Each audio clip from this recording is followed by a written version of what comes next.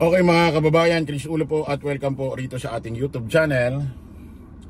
Okay mga kababayan, pag-usapan ho natin itong si VP Inday Sara Duterte na kung saan, ano kaya ang magiging hakbang niya. Kasi mga kababayan, alam naman natin itong impeachment ho ni VP Inday Sara Duterte lumagpas na ho dyan sa House of Representatives. Nagkapirmahan na, umabot ho ng 215 at may nadagdag hong 25 na mambabatas. At nakabinbin or naka-floating na ho yan sa ahensya ho ng Senado. Ngayon mga kababayan, alam naman natin sa konstitusyon ho ng Republika ng Pilipinas, once na ma-impeach trial ang isang vice president at na-convict, napatunayan ho talagang nangupit, nagnakaw ng bulsa, ng mandarambong, hindi na ho makakatakbo ng kahit anong posisyon ho sa gobyerno habang buhay. Magsimula sa mababa, kagawad, kapitan, lahat ho ng posisyon, hindi na ho siya makakatakbo ng kahit anong posisyon sa gobyerno for life. Ngayon, iniisip natin mga kababayan, ano ho ang magiging, ito kasi si VP Inday Sara Duterte, mahilig ho itong umarap sa press, sa mainstream media or sa social media na kung saan pinipiki niya yung sarili niya, kunyari hindi siya apektado. Mahilig to sa ganun di ba? Tulad ng sinabi niya, nagyabang siya na mas masakit pa na iwan ng boyfriend, gumaganyan pa nga yung kamay niya mas masakit pa siya. Bakit kaya gumagano? Bakit kaya siya gumagano? No? Parang hindi maintindihan, parang may something na hindi maintindihan. Mas masakit pa daw na iwan ng boyfriend or girlfriend kesa ma-impeach ng House of Representatives. Wala namang masama VP Inday Sara kung hindi ka nasasaktan Actually, ikaw lang naman talaga makakaramdam niya kung nasasaktan ka o hindi. Kasi sarili mo yan. Kahit sabihin mong hindi ka nasasaktan, kung hindi naman talaga ganun na nararamdaman mo, niloloko mo lang yung sarili mo, no? So, pero wala namang problema dyan. Ang importante, harapin mo yung kaso, yung ipinalik sa'yo, yung nakalagpas na impeachment sa House of Representatives at nasa Senado. Yun ang importante. Magpakita ka ng ebidensya na mga katibayan na walang nangyaring anomalya, walang nangyaring korupsyon do sa hinawakan mong sa DepEd at dyan sa posisyon mo Vice President dyan sa OVP. Yun ang kinakailangan at suswak kinakailangan niya sa report ng Commission of Audit. Yan ang importante dyan. Wala namang problema kahit hindi ka nasasaktan. Ngayon mga kababayan, ano kaya magiging hakbang nito? Pari kayang mag-resign ito para makatakbo pa siya sa 2028 ng pagka-presidente. Alamin ho natin dito mga kababayan kung ano magiging hakbang niya. Two particular prayers in the impeachment complaint. One is the removal from office, and two is the perpetual disqualification to hold office. So, kung mag-resign ang ating Vice Presidente, I understand that the removal from office will become moot and academic already. Dahil sino i-remove mo kung nag-resign na nga.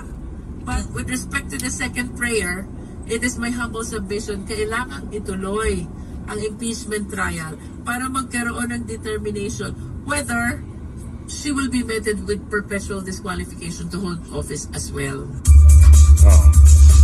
Ayan mga kababayan, tuloy pa rin. Tuloy pa rin ho ang impeachment trial kahit mag-resign ito. Si VP Inday Sara, ang mahirap kasi nito mga kababayan, baka alam nyo na, baka biglang mag-resign ito at magtago sa China no? Baka magtago ito kay Xi Jinping. Alam nyo mga kababayan, hindi ho hahantong etong impeachment. Kung noon pa lang ho sa House of Representatives, sa Quadcom Committee, sinasagot niya na ho ang mga importante na katanungan or naglalabas na sila ng mga ebidensya para pamblock doon sa mga kung saan napunta ang pera, saan napunta ang ganito, Kasi parang ang nangyayari, meron talagang hindi tamang paggastos, paglustay ng pondo eh. Sabi ko nga sa inyo eh, doon na muna tayo mapunta. So hindi pa napatutunayan na may nangyari talagang korupsyon sa DepEd at OBP.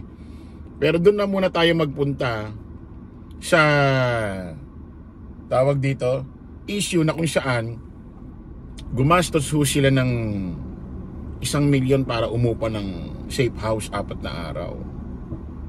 Oh, ibig sabihin, sabi daw doon sa Quadcom, lumalabas isang araw ang upa nila doon 250,000. O kinuha yun doon sa budget. Ibig sabihin, sa pagklase ng paggastos, paggamit ng pondo ng ahensya nila, doon pa lang mapapatunayan mo merong hindi tama eh.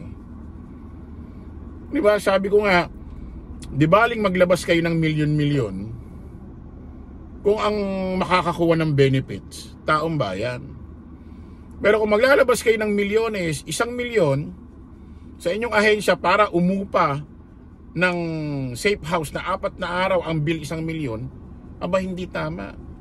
Bakit? Isipin mo, maglalabas kayo ng milyones para sa inyong pag-upa ng safe house. Ibig sabihin yung benefits sa inyo, okay lang siguro sana gumastos kayo dahil doon nyo pa rin huhugutin ang pag-upa nyo ng safe house dahil may mga kasama siguro kayong empleyado ng gobyerno, staff. Pero hindi naman dapat maghahanap kayo ng ganong kamahal na ang upa eh. Lumalabas 250,000 isang araw. Dahil ang 4 na araw ang bill 1 milyon. Di ba? Para bang may problema, ano? Parang doon pa lang malalaman mo na kung paano sila gumastos. Tapos kapag nag-post sila sa Facebook, ito si BP Inday Sara, naaalala nyo? May mga pinopost na kumakain siya ng kwek-kwek, fishball, kikiam, sa Baklaran ba yun, na nakasimpleng damit. Pagka ganun, pinopost nila. Pag mga ganung simpleng kinakain, pinopost nila para mapakita sa taong bayan na simpleng tao, tipid gumastos. Kwek-kwek, kwek-kwek, fishball, kikiam, sapat na para makakain siya. Yun, pagka ganun, pinopost. Di ba? Pero kapag gumagastos sila ng milyones sa safe house, tulad na ang bill 1 milyon 4 na araw, lumalabas sa isang araw 250, 1 milyon 4 na araw, pagdating sa mga ganon, hindi nila pinopost. Pero pagka mga kwek-kwek, fishball, kikiam, nasa kalsada, parang duster lang ang damit, yung pinopost. Para ipakitang simpleng tao, makabayan, makamasa, tipid, kikiam, fishball, kwek-kwek, okay na. Pagka ganun, pinopost ninyo. Pagkakain sa mga karinderya, mga ganun kunyari, pinopost ninyo. Pero yung totoong paggastos nyo ng pondo ng taong bayan sa likod ng camera, yun hindi nyo pinopost. Di ba? Bakit yun hindi nyo pinopost na ganun pala kayo maghanap ng safe house? Ang hinahanap nyo, ganun kamahal. 250,000 isang araw, 4 na araw, 1 milyon ang bill. Di na eh.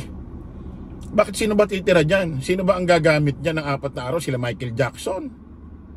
Anak nila Prince Charles? Bakit? Sino ba ang titira dyan? Sino ang matutulog dyan? Pope?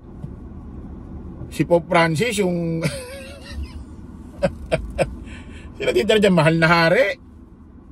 Di ba? Pagka ganun, kung yun pa lang, dati pa lang, sinagot nyo na ang mga dapat katanungan sa mga mahalaga, importanteng katanungan, saan napunta ang ibang pondo, confidential fund, ganito, ganyan, hindi na napunta dyan.